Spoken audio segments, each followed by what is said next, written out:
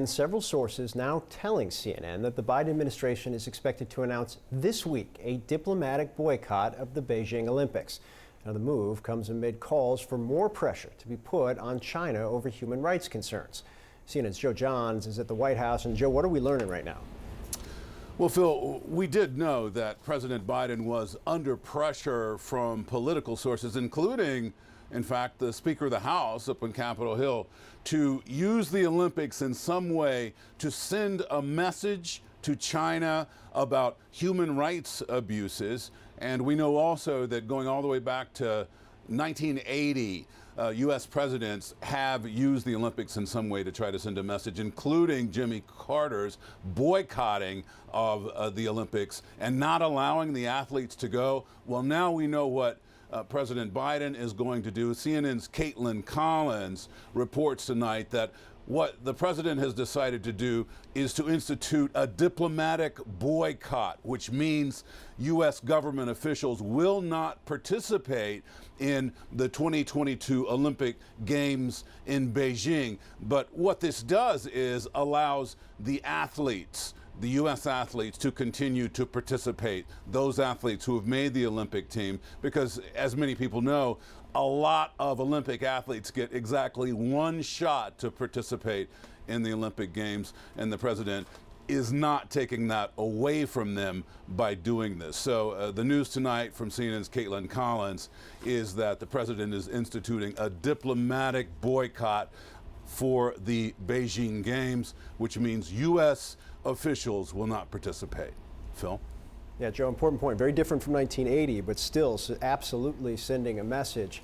One lawmakers have been calling for. Joe Johns at the White House, thanks so much. Now, there are a number of issues that have contributed to some of the pressure that kind of has been driving the White House about this potential diplomatic boycott over the course of the last several weeks. Human rights issues in particular involving the Uyghurs in Xinjiang, treatment of democracy advocates in Hong Kong, new aggressive military maneuvers aimed at Taiwan, and just recently, questions about the treatment of a Chinese tennis champion who has had a few rare appearances on video since she accused a top Chinese government official of sexual assault. I spoke with former Wimbledon champ Rennae Stubbs on the tennis world's mounting pressure on China and how it could impact the Olympics. Rennae, thanks so much for taking the time. I think this is a very important story.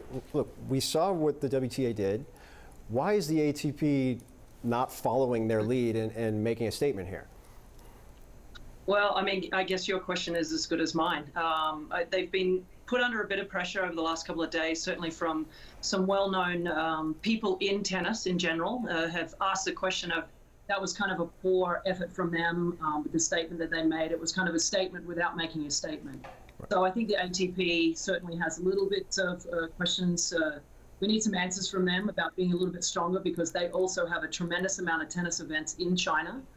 So the ball's really, as you said at the start, it's really in their court to stand beside us in solidarity with the WTA and with the Women's Tennis Association. So we'll see if they step up a little bit more to the plate in the next couple of days. So I have a pretty good idea of the answer to this question, but you actually understand the dynamics because you've lived them and within them for your career. What are the consequences of the ATP deciding to pull out a tournaments from China? What were the consequences for the WTA taking their stand?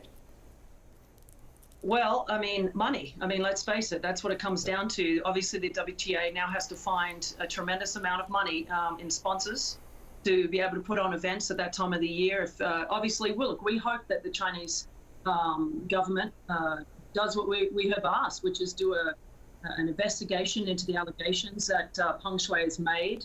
Certainly we want to hear from Peng Shuai. We want to know that she's safe, that she's not, this is not the stuff that we see from state media. We want to see her actually living free and she's fine and safe. And until then, the WTA have suspended all their tournaments in China.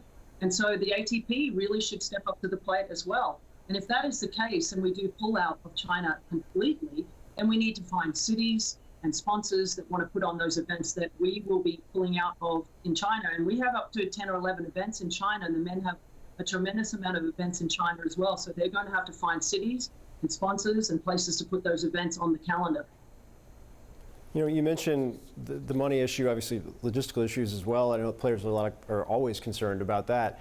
To broaden it out a little bit, there's also been a lot of pressure on the International Olympic Committee to say something to some degree. Obviously, the Olympics are quite literally in the country in a couple of months. Is money the exact reason they're not saying anything? They've probably been the weakest of everyone when it comes to their statements and what they're actually saying here.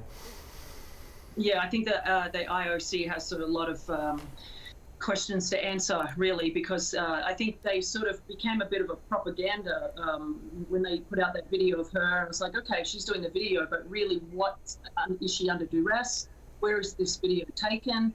So yes, absolutely, the IOC has some big questions to answer as well. But of course, it comes down to money. I mean, this is what it's about, really.